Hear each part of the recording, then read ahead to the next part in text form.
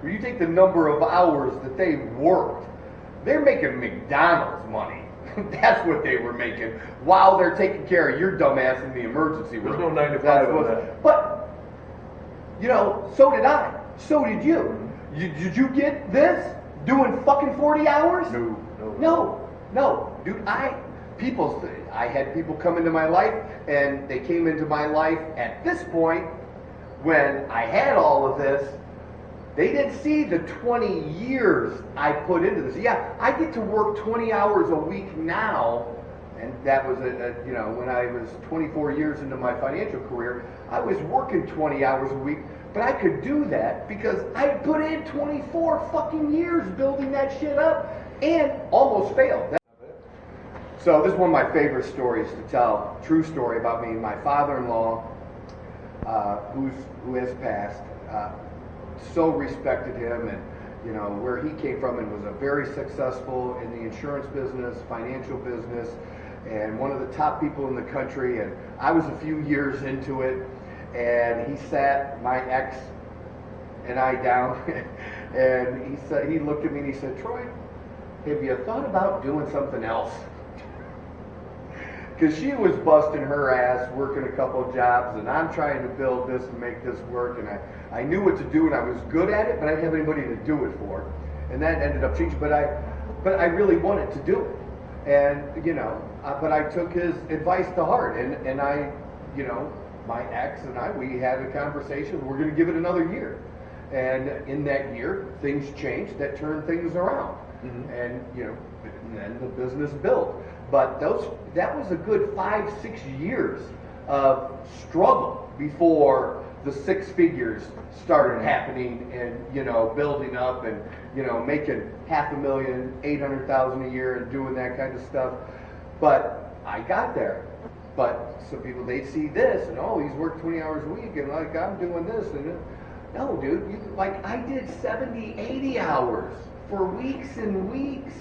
You know, it was from 7 in the morning to 9 at night, every day. That's how that worked. I'm going to follow that up with a story because it's related to business.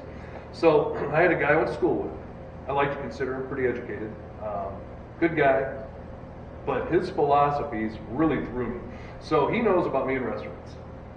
He tells me I'm a corporate slave because I have a business that I will pay my employees this much money to perform there, while I reap the benefits of all the extra money that comes back on me. He doesn't see the hours, the hard, How about you're taking all the motherfucking risk? Well, here's the best part. See, they don't think the risk. He told me what I should be doing, because they do this in other countries, so, you know, it has to work, is it should be a shared plan to where every employee gets a percentage of the profits. And his name's Todd. I said, Todd, let's say that I do this. Now in restaurants, you have your good months, you have your bad months, your slow times, your busy months. So how about those months when I'm using the savings to pay the bills because the restaurants aren't bringing in enough money to cover even the basic invoices?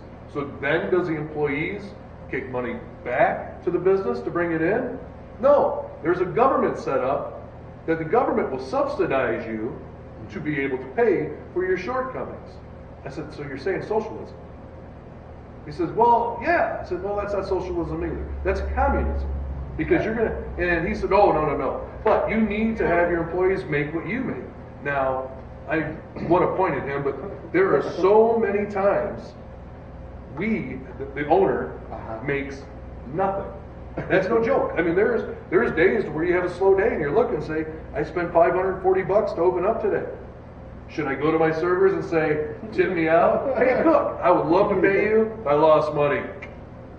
Get you next time. Yeah, it doesn't work that way. You know, but here's the great thing. This is what I say to that punk little bitch. This is what I say to him. Like, you know what? This country is so great and the opportunity is so great here. If you think that is the best way to operate a business, you can open up one. Mm-hmm. You can open up a restaurant and pay your people just like that. And if your way is so much better, it's going to catch on. This is the best. Right? I Because can't it wait would, for that's this. how it would work. So as we're talking, Good Lord. and We've raised this stupid fucking generation. And of course, it all goes to capitalism is wrong. Oh He my doesn't God. believe in capital. And the lobbyists and the governments are what run this country. The insurance and pharmaceuticals are the ones that are destroying this country. And I'm not going to necessarily disagree with them. But here's the fucking best part of this. Are you ready? Yes. He was talking to me because he was trying to sell me insurance. Now you just told me what's destroying this country. You're trying to sell me. That's how you make your living. But I'm doing it wrong. That's when I'm like, really? I mean, think about what you just said and why you won't be taken serious. I always follow the 80-20 rule, 20-80 rule, however you want to do it. And it's true. And it doesn't matter what the business is. And that 20% of the people make 80% of the money, 80% of the people make 20% of the money. It's just a fact. You go into a car dealer and they have 10 salesmen there. I guarantee that 2 of those salesmen are making 80% of the money. They're the 2 making 6 figures, and the other schmucks are making 50, 60 grand. Is that fair? No, they're just betting. That's just like, you have a choice. I have worked for an hourly wage in my life, and that is the worst way to work in the world. I will never work that way again if I can keep myself from it, simply because Larry could pay me $50 an hour. People say, that's a great wage, $50 an hour. I'd love to make 50. I don't make $50 an hour now. That'd be really awesome. The only way I could make more money is if I got more time, gave you more time. If there was even time you could give me. Maybe there's overtime, maybe there's not. But the only way for me to make more money that way is to give you more of my time. So you're saying... I've hated it. I always wanted to make money based on what I did. And even in my financial business, how I structured it is I did give my office employees a little piece of the pie. What I did is I gave them a percentage of the revenue, not the profit, because I controlled the profit. I could show no fucking profit if I wanted, because what do you have to do to show less profit? Buy a new fucking freezer. Yep. Then that's up to you when you do that, and that's going to affect, how your taxes and what you do. Well, look, as an employee, you know what I want you to help me do? I want you to help me increase my sales, my revenue, what's coming in. And so you're not going to get 5 or 10%, you might only get 2%, but you're getting 2% of a bigger number, and it's a legit number, and I'm not fucking you. Because you can see the books. In front of you. It's right in front of you, that it's right there. But I would pay it out on a quarterly basis that, if we had an increase in revenue, that they got a little bonus, and I like that as an incentive other than just an hourly. I'm not saying that can be done in every type of business that you can do that, but in ours it's similar. You give them, in our business, give them a piece to make things work. Because nobody gives a shit about your restaurant or your bar more than you do. No, exactly. And I know that you have everybody has that one great employee that cares. Everybody does. They still don't care as much as you do because their life isn't on the line. Yeah, they don't. They don't lose the house. Okay, if shit goes belly up, you lose the house. They just go get another job. And cooks needed everywhere. And in our restaurant, most restaurants, how they incentivize people, as you're saying, like you were saying, right. Revenue. Ours is by cost. You keep the food costs down. You keep the bar costs down. You keep the overtime down, the labor hours down. Then you can have bonuses. Unfortunately, you don't even have the employees to be able to do that anymore because it just doesn't happen. But there's still ways to help give them incentive to want to perform. But you still have to have the customers coming in. You have to have the people to take care of them. Absolutely. And it's really a hard road to walk sometimes. The days you walk in, well, I'll give you a prime example. Tuesdays is not normally a very busy day at the restaurant. Tuesdays is a medium day. Mm-hmm. Not yesterday, out of nowhere, we had a line out the restaurant. Wow. We had 3 servers instead of 5. We had 2 cooks. I went in to cook, so 3 instead of 4, or 5 actually. So we're running with half the staff, and we just had twice the business.